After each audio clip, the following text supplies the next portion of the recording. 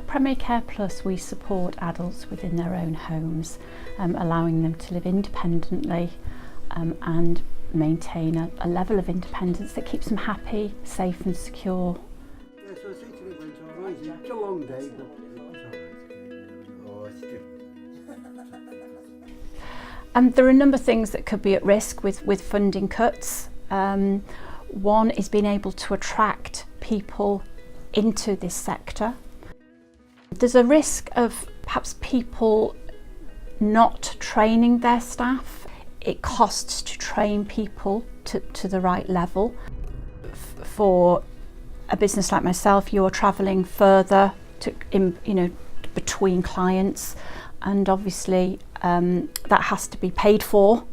So you get perhaps some companies that don't want to support somebody in a certain area because it's not cost effective to do so. I think it is very, very difficult at time now for people, but it's very important that we stay focused on what we're here to do and work together to look at different ways of working.